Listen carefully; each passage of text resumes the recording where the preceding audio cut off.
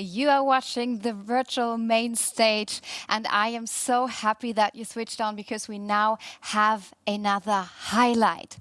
I am very delighted to introduce you to my next guest. He is professor and was awarded with the Peace Prize for his work in reducing poverty. Please welcome Mohammed Yunus. Hello, Mr. Yunus. Hi, hello. Thank you. Good to see you. Good to see you too. Please go ahead. The stage is yours. Okay. Yeah, thank you. I'm delighted to be with you. It's a fantastic thing that we can talk about technology, mobility, and future of the world. It's a very exciting time to talk about this, particularly the technology part of it and the mobility part of it. The mobility is wonderful. It changed the world. Definitely, it continued to change the world. But it has also something question mark. Mobility is harming the world. Yes, it is because of the fuel it uses. So it contributes to the global warming. So we're very worried. The more it expands, more contribution to the global warming it takes. So we have the technology, but now technology didn't consider that part of the story, that we are making world unlivable by contributing to the global warming.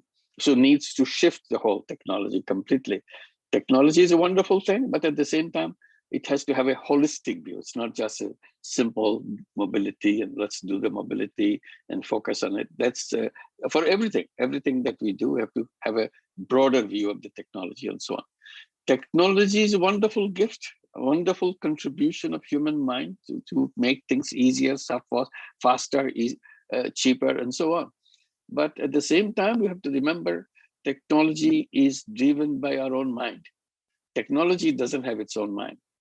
When you do things, you are doing because you want to achieve something. You can be very narrowly focused, objective in your thinking, achieve the goal through the technology, but you're not taking the broader view of it. That's a problem that we have in that. So we want to see everything else. Today, we have created many problems, but we didn't notice that in the beginning. We thought we are doing great things. We are making everything come so delightfully complete that we contribute to the world in a way people will be happier, quote unquote, happier, everybody. But we didn't realize that everything that we are doing contributing to something negative, because we are not concerned about it. Because the whole world, the business world, the economic world that we created is a single focus, profit maximization. So profit maximization can make everything else blurred. Everything else took away from our view, from our dashboard. Only thing we see in our dashboard is how much profit we are making. It doesn't say anything, how much negative contribution we are making by making profit and so on. We don't want to see that because that's not how it was designed. The whole economic system was designed for profit maximizing purpose. And that's where the narrow thing comes, the narrow focus of economic vision, the dashboard having the profit maximization. And then we saw that other bad things are happening. Then we started adding things to that in the dashboard. We're saying, now let's look at the, see we can achieve the SDG, whether we can contribute to something on the healthcare, we can do some reduce in the global warming and so on and so forth. We do that. But these are afterthoughts. We are grafting all these things onto the basic structure, basic mission of the economic purpose itself. And it doesn't work that way. Once we build this machine, the economic machine, if you imagine it's like a tree, it's an apple tree, for example.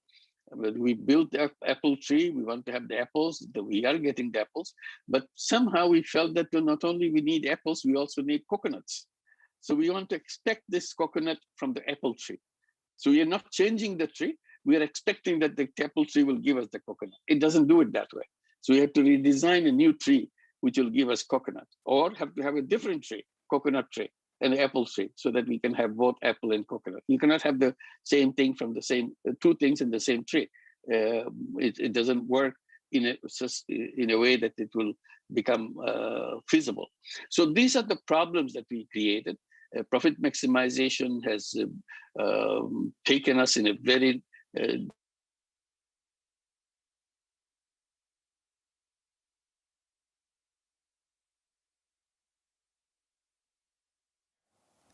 we hoped last year, at the end of the year, the vaccine will come by the end of the year and it will be over. Everybody will get the vaccine. Pandemic cannot touch us anymore. Now we have the new year, 2021. Vaccine is actually available to people and so on. But that's not how it works.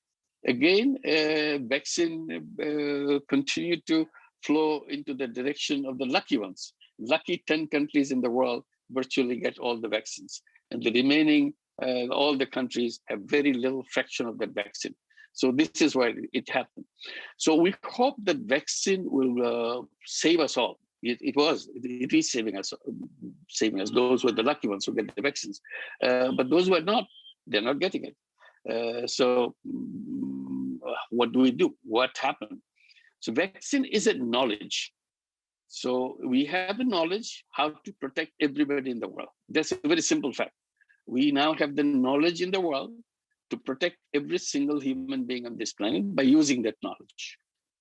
But because of profit maximization, we have built walls around that knowledge. That knowledge remains within that wall because spilling over that wall will reduce somebody's profit inside that wall. So they don't want it. So they're holding on to that knowledge. They don't want to share the knowledge. And that's why people in most of the countries don't have access to vaccines because the knowledge is not available to them. So we have been campaigning for that, saying that no, this knowledge should be available to everybody because it's a human issue. It's not a profit issue, profit maximization issue. So there's a conflict between the human issue, human life versus profit maximization. Whether you'll save life, make it available, or you forget about lives of the other people, you become narrow-minded and protect the knowledge that you have so that you can maximize the profit. We have created several billionaires, somebody says 9 billionaires created among the shareholders of the vaccine companies and so on. And vaccine stock price have doubled during this pandemic period and so on. So those kind of things that the pandemic. So this is the wrong path of the economy that takes because of the putting the whole idea of vaccine to be the central, the profit should be the central place. So we didn't realize that profit is not the thing that we always look at. The wrong priority, wrong objectives of the life and so on. We also have those kind of mix-up priorities when we are doing spending all the money, huge amount of money to go into the space for a space tourism, for example. That's a kind of, again, this is a twisting of the purpose of the life, purpose of the work. While the people are dying on the planet because of the vaccine, because of the COVID-19, rich people are enjoying themselves in outer space and so on for a few minutes and spend a lot of money for that. So these are wrong priorities. What do we do with that? This is a question that we have been asking so that we can see how we can address those issues. And we were talking about how to redesign the system. We don't want to continue with the system which creates enormous amount of global warming. Because we are so focused on profit maximization, we don't care what happens to the planet itself. Planet will be dying, and human beings will be extinct on this planet. Today, human beings will become very soon most endangered species on this world if you continue in this path. So we need to change that path. We said if you follow the same path, you go to the same destination. The destination that we are heading right now is a suicidal path. But we know fully well it's a suicidal path, but we don't want to pay attention to it. We kind of give the example that our house is burning in a huge way, but inside the house, we are celebrating.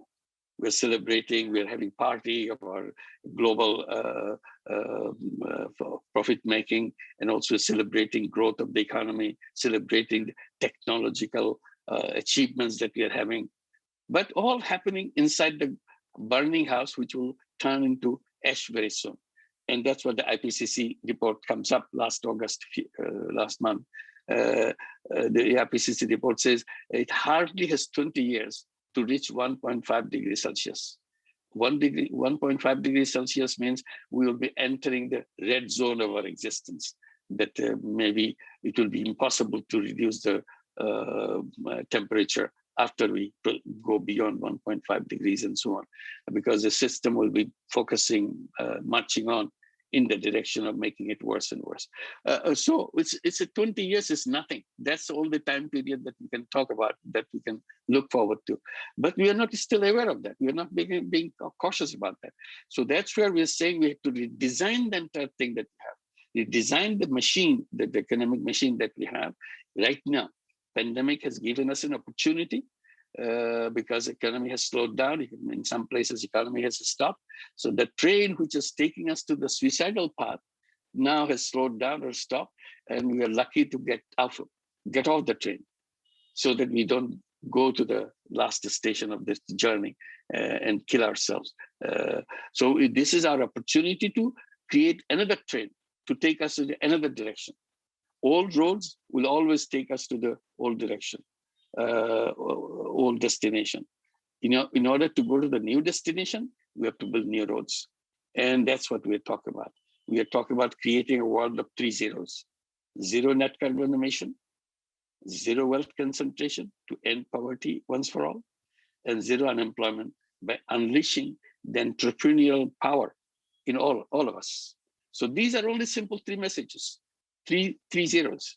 And if we continue to the path of the 3 zeros, we will be overcoming that global warming, because that's a direction. And then technology can come and help us achieve that. Technology can help us get away from the wealth concentration. All the wealth is in the hands of few people only.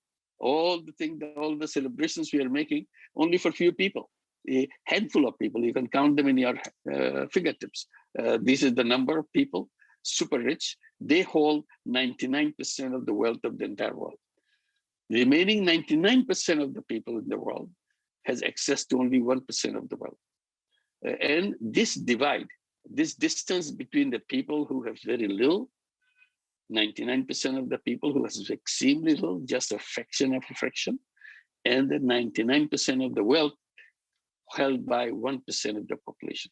They are up in the sky in the income scale, that handful of people with the 99% of the wealth up there, and the people at the bottom of the income level, they have only very fraction of the entire wealth of the world. And that distance between the wealth and the people is widening and widening every second.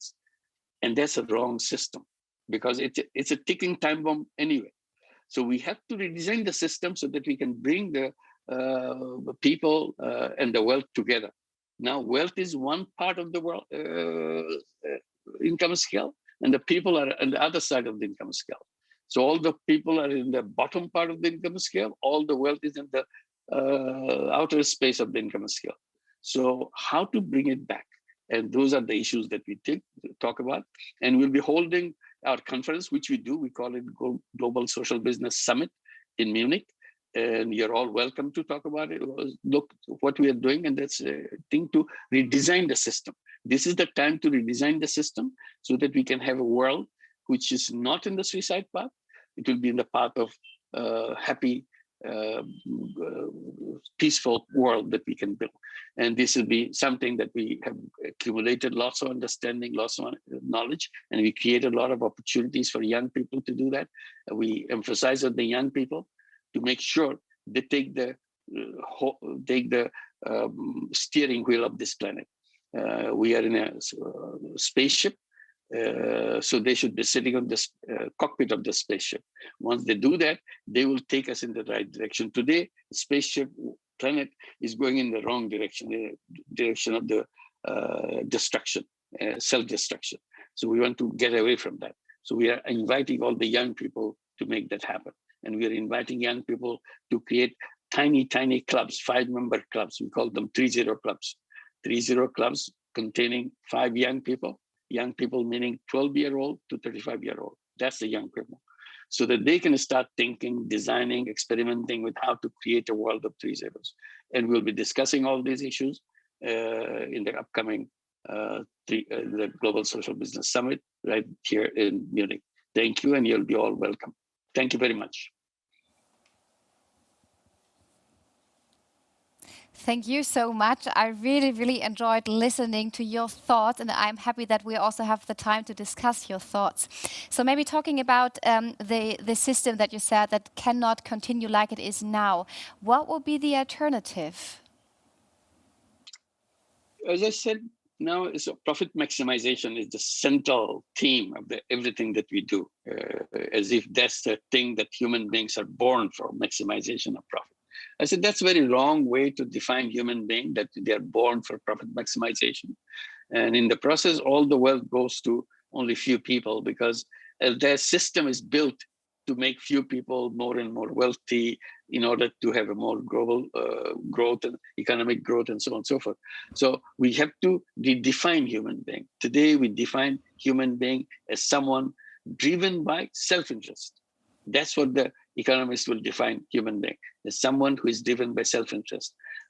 I say that the economists misunderstood human beings. Human beings are not only driven by self-interest, they're also driven by collective interest. There's nothing called collective interest in the economics itself. That's why we have to bring it up from outside. And when we try to graft it from outside, as I was telling, trying to produce a coconut in an apple tree, it doesn't work. That grafting doesn't work very well. So it always left out. So we go back to the same thing, profit maximization. So we're saying that now we have to redefine the human being, that it's not a profit maximizing being, it's also collective interest maximizing too. How do you do that? So I said, why don't we create a different kind of business for collective interest? You have already defined business with the profit maximization for self-interest. That's fine. When you bring in collective interest, bring out another kind of business, which is different from the profit maximizing business. What kind of business would be? That would be zero profit business. It will be business to solve collective problems. The global warming, healthcare, old age, and everything that we see, waste, everything. So how to make that solve in a business way, in a sustainable way, but not for making money personally.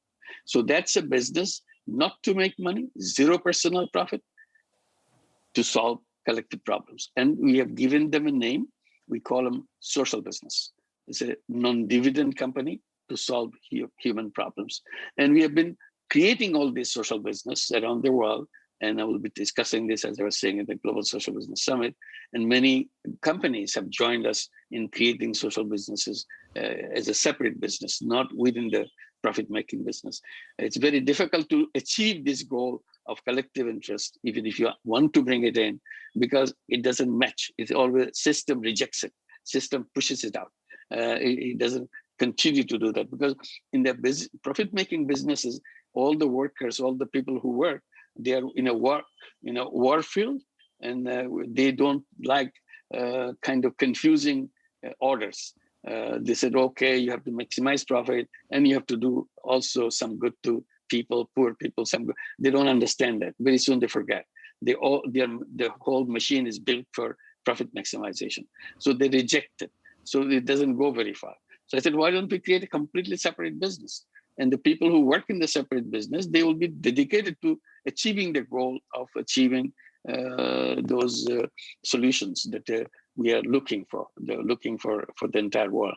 So these are one of the things that we see it's part. So we have to, one by one, we have to go address this issue. We have to create, as I said, we have to create a new system where we will be behaving differently. I'm not rejecting the old system. Old system will continue to function, profit-making system, but at the same time, we add a new system, which is a social business system, side by side. So every business can create a social business on the side. When they are in the profit-making business, they will be fully profit-making business.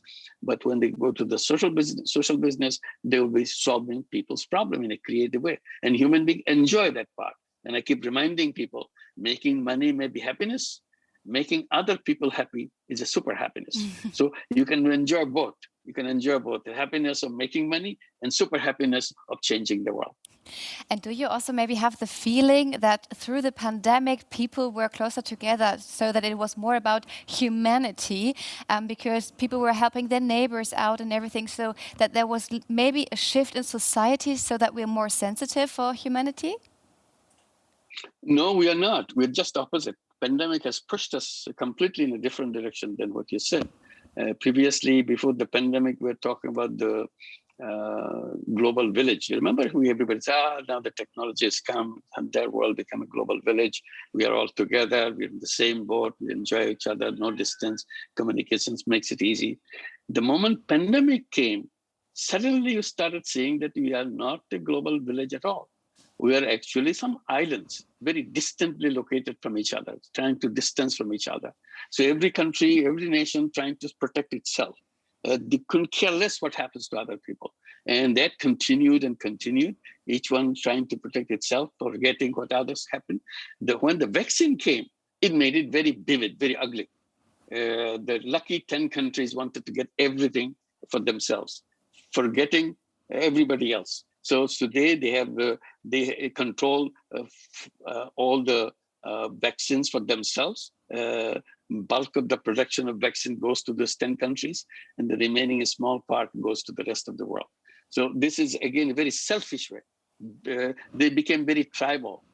And some countries want to profit maximize, and we have changed and removed the wall of profit maximization, make this knowledge towards a patent right, make this patent right available to everybody so that they can start producing everywhere, so that we can solve this problem as quickly as we can, because the production is the problem, and there's not enough production by the few companies which are producing. And the moment they produce it, these 10 countries take it away, and the rest of the countries don't have it. Entire continent of Africa, not even 2% of the entire population have been vaccinated yet. Bangladesh hardly got it to 5% of the population vaccinated, and so on. Similar stories everywhere because of that wall that we create and become selfish. And we try to bring it, remove this patent right, whole world accepted it. Unfortunately, Germany is still holding it out. And because of Germany, we still couldn't make this open because we needed unanimous decision by the WTO. And one country refusing to do it, it cannot be approved. I hope the German government will be sensitive enough to see that this knowledge is available to everybody else, so that everybody can get that. So I was coming back to your question. It's not the humanity, it's the reverse. People want to be very selfish. They want to hold on to the knowledge of saving people's lives, saving only their life, not about other lives. Yeah, you're totally right. I didn't see it from that perspective here, but you're totally right. So now that you've just said that we have an even worse situation, how can companies help here? Because here at the IAA Mobility, we have so many companies coming together talking about the future of mobility. So what is your demand? Yes, it's important. Mobility, as I said, is a very important aspect of it. But mobility should not be used for creating problem for people, like the way it is done today, because of the use of the wrong fuel. They couldn't care less whether you are polluting the air of the city where you're operating, you're congesting all the roads and lanes by cars and all the vehicles, and spewing all kinds of gas, which is making the air unlivable, creating lots of problems for people. That was not in the dashboard of the vehicle companies, those who are producing car manufacturing companies. In their dashboard is only the profit, but people have to suffer on the only one question of health hazard, and then contributing to the global warming because you are using the fossil fuel.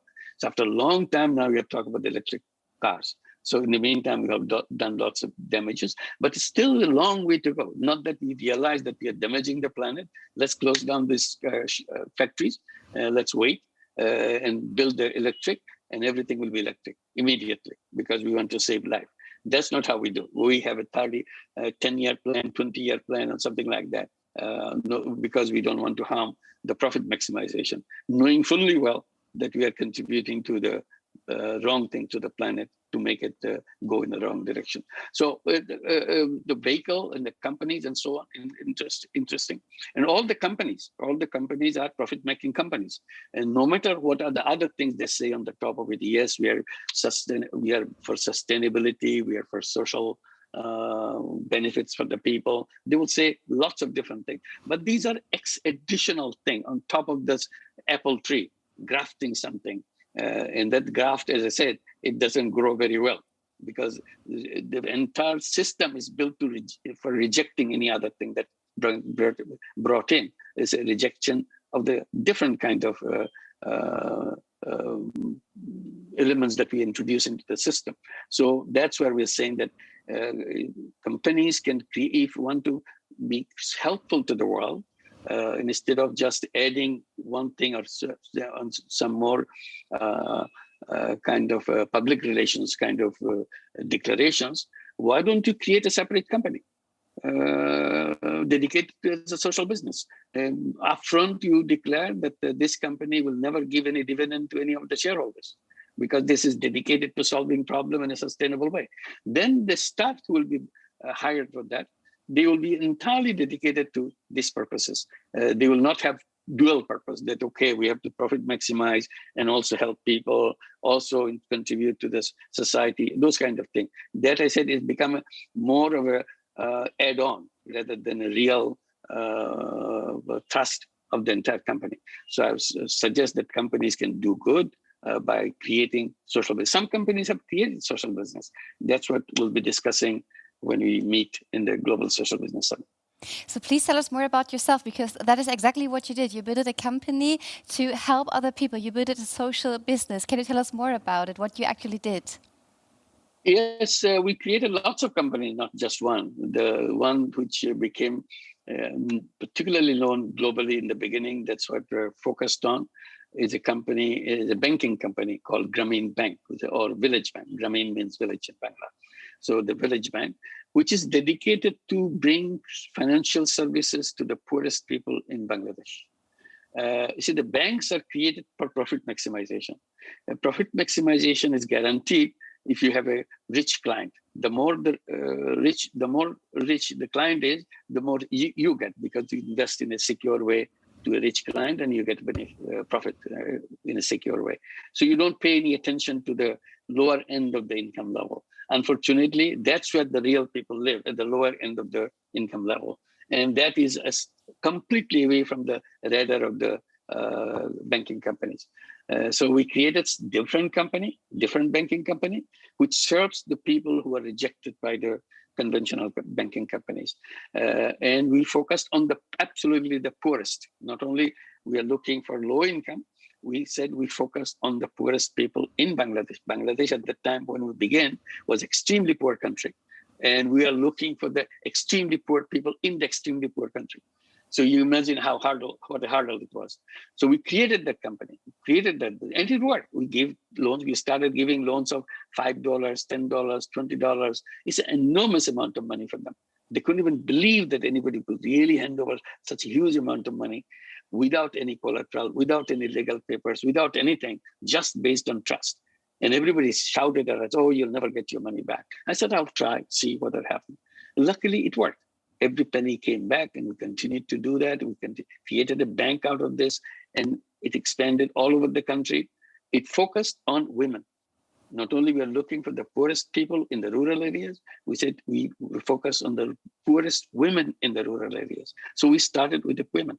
So now we have 9 million borrowers in Grameen Bank, and 97% of them are women, right from the beginning. And we lend out billions of dollars every year. And our repayment rate is near 100%. Wow. With no papers, nothing. We continue to do. So that idea has spread in many, many countries, including in Germany. Now we run Grameen America in the United States. We have 25 branches in the United States. We reach out to 150,000 women, all women in the USA. It's all women. A startup loan will be something like $500, $600, and so on. And the repayment rate is again near 100%, 99% and above.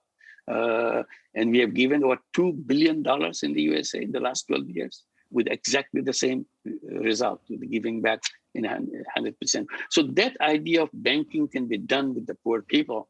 It was the first social business that we did. And then we created many other companies, like we created a solar energy companies because we didn't want to use the kerosene lamps in the villages. It's extremely low quality and also fossil fuel. So we said, and there's no electricity. So what we did, we created a solar energy company and bring the solar home system in every home.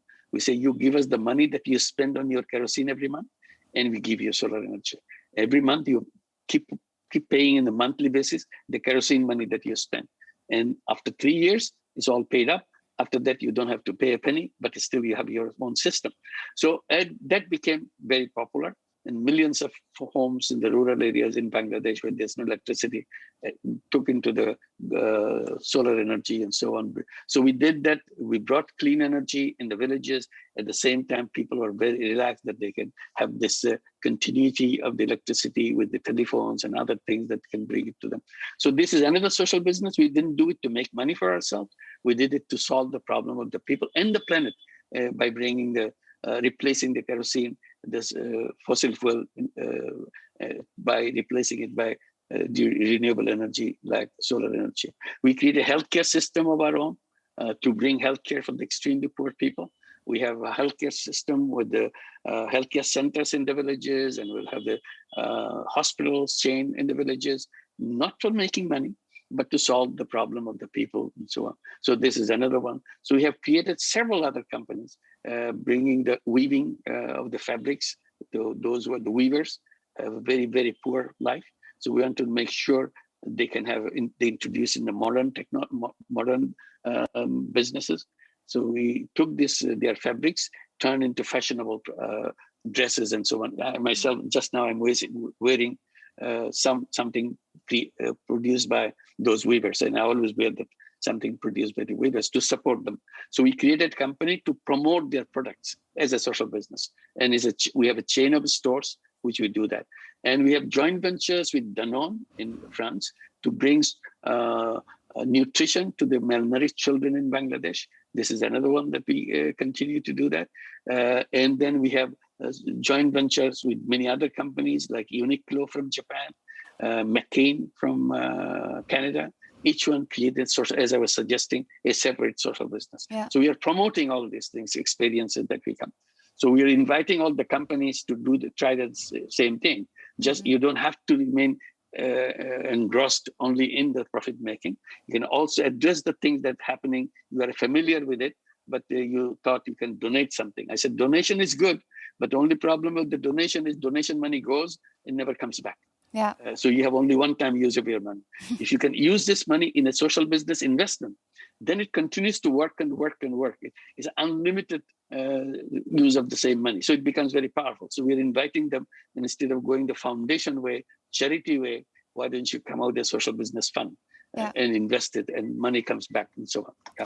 That was really heartwarming and also inspiring. And I also want to highlight what you just said at the very beginning, the amount of microcredits, so that it was really about a very small amount of money, which helped people a lot, so everyone can really easily help others. When we talk about social businesses in the mobility, can you maybe inspire us? What is needed in terms for the future of mobility, and which kind of social businesses can be established? Yeah, we have discussed this a lot in the mobility and social business. I say that it's the poor people who don't have the mobility. The rich people have all the mobility because it's very expensive gadgets and so on. So I was talking about creating very simple level mobility devices, which will be run by solar energy, which will be run by biofuel or something like that, very cheap but renewable, something, a very basic thing. I said we can create sort of a solar-driven vehicle, which is literally a solar battery, which will be charged by the solar energy. And on top of that battery, you put 4 wheels and some seat, and people can sit on this and can drive this battery around. During the day, it will be collecting solar energy, and during the night, it will be giving lights wherever it belongs to. A simple device, very simple, based on one battery, which is a base, and you only put 4 holes around it. Something like that, some crazy idea.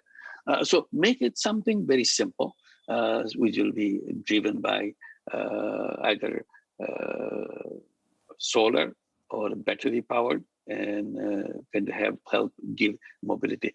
Still, people in the rural areas, the farmers have to carry their things on their back because they have no other way of transporting things to their homes or to the market. They have to carry long distances to go to the market, carrying all this stuff because the vehicles are not easily available or expensive.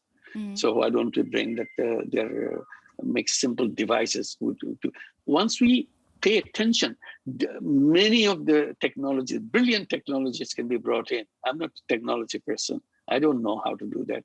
But once the technology people pay attention to it in a social business way, meaning that here we design a business, a technology, which is not for making money, but solving the people's problem.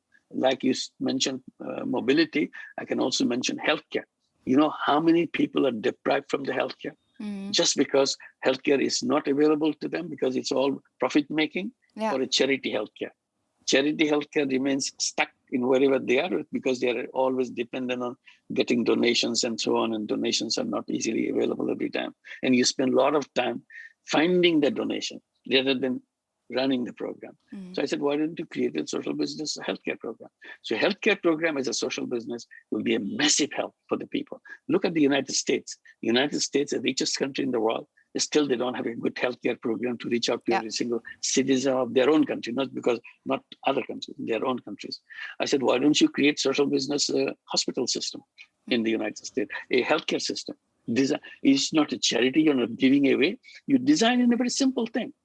So that you have the basic healthcare for everybody guaranteed. Anybody can afford it because it's not something government has to dish out money and give everything free, which sooner or later get out of the budget and you don't get anything left. Or a different kind of government forms, and different kind of party comes into power, they cut it down. So why depend on somebody's wishes and desires? Why don't you build a system which runs by itself? That's a social business healthcare system. So there are many things we can do. Education system is the same way. Sure. And earlier you mentioned that only 1% of the world population owns 99% of the money and the wealth.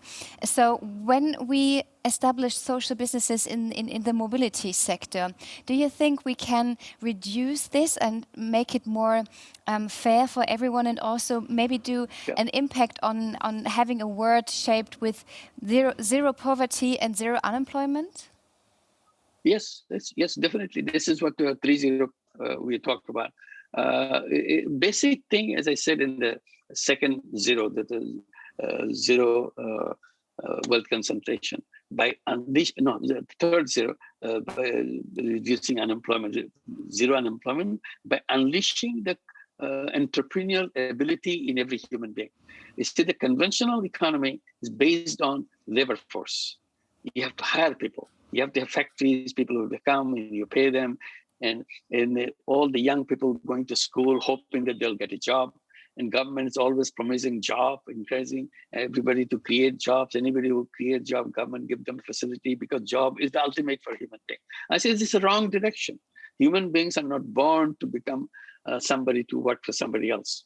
Human beings are born as entrepreneurs. And that's what our old history is on this planet. We are not working for anybody when we're in the caves. We were not sending our job applications to anybody. We did our own thing. We became hunters, we became gatherers, we became entrepreneurs, and so on. That's what the human history is. But today, economics forced us to believe that, no, I have to grow up, I have to go to school, and I have to find a job. That's a shame. So I said, in our system, in the new system, everybody will be growing up to become an entrepreneur. We have to build an economic system, a financial system, where when I'm ready to become an entrepreneur, I have access to financing because the finance is available to me. Once I have the finance available, nobody can stop me. I work for somebody because I don't have the money. Otherwise, I'll be doing things which I know, which I can expert. Now I have to do things which I don't like. I hate it, but I do it because somebody pays, and I need the money to support my family. So that's the wrong thinking. So we said all human beings should be allowed and be developed as someone as an entrepreneur. All our school system will be telling the young people, look, you have two options. You can become a job seeker, or you can become a job creator, become an entrepreneur. So it's up to you to decide which direction you go. And we'll tell you everything. If you want to job seeker, we'll tell you how to find a good job. But if you're an entrepreneur, we'll tell you how to become a good entrepreneur. And we'll give you all the experience. And you say choice, whichever you want to go. We're not imposing anything. We're not forcing by law that, no, you have to run a business. So I'm saying this because if we, just for a second, if you think, if we can really persuade this, if really people hang on to this, that they are all entrepreneurs, and in an imaginary world, everybody becomes entrepreneurs, will there be wealth concentration? No. Wealth concentration takes place because we become the servant to bring all the wealth at their feet. We work for them and bring the wealth for them, and we just take a small money to protect ourselves, to support our life and so on. Otherwise, everything goes to them. And that's why it became a concentration of the wealth. If we can unleash the creativity and the energy and the power of entrepreneurship in every single human being, both men and women. Women are as good as entrepreneur, even better as entrepreneur. That's why we focused on women. You remember in the microcredit program, we turned them into entrepreneurs. They took money, paid it back by business, not because they worked for somebody else. So I said, if millions of women become entrepreneurs in Bangladesh, in every single country that we work with, what's wrong with entrepreneurship? That it has to be something for few people. So it's all availability financing. So we have to create new financial system, which is make this available to them. And all young people, when they are in school, they will start their own business, because you don't have to wait for a certificate to become an entrepreneur. To get a job, you need a certificate, you need a diploma, you need a degree. Yeah. But in order to become an entrepreneur, you don't need anything. You just go ahead and do it. Yeah. That's it. And you don't have to discontinue your education. You continue your education and get it adjusted to your business as you go along. Some business you'll fail, you'll do it again. And finally, by the time you finish school, you are a full-fledged entrepreneur running your business. You know ins and outs of the business. That's the direction we have to go. Once we bring it in, that we change the financial system, we change the mentality of the people, young people, to think themselves into entrepreneurs. They're in control of their own life, and they can create the world that they want to live in. They're not at the risk of destroying their future generations and sacrificing their future generation to global warming and all the wealth concentration that it brings, the fear of discontentment in the society. Now they can do the opposite. You can build a world, what I define by saying a world of 3 zeros. That's the direction that we want to do that. And we're inviting young people to create what we call 3-0 club. Mm-hmm. 5 young people from the age of 12 to 35 in between. 5 of them can get together and form a 3-0 club. And they can start thinking how to achieve that goal of 3-0 world. And how do I now resist myself from getting involved with the fossil fuel, how to stop fossil fuel in my daily use and so on and so forth, how to control myself from the plastic, how to make sure that I become an entrepreneur, start thinking as an entrepreneur, and so on. So the young people and start doing things on their own, and they get connected, create a network globally, tiny 3-0 clubs with each other, and they start thinking of creating a new world of 3 zeros. The word 3-0 becomes familiar with them. This is the thing that we want to do. And you really delivered the best proof that it works. Once you enable people, maybe by money, that it's like a seed and then it becomes a tree, maybe your apple or your coconut tree that you have mentioned at the beginning. It was highly inspiring, and I would like to thank you so much for taking the time and for discussing those topics. And what I really want to highlight is that it's possible that mobility can make a huge impact to have those 3 zeros. And I'm glad that we have a lot of discussions also happening here at the IAA Mobility to have also zero net emissions, carbon emissions, which is also very important for our future. Thank you. Mr. Yunus, thank you so much, and all the best to Bangladesh. Thank you. Thanks a lot to you. Yeah, that was highly impressive, I would say, and I hope you really enjoyed the talk and also his keynote. We will be back shortly with new content.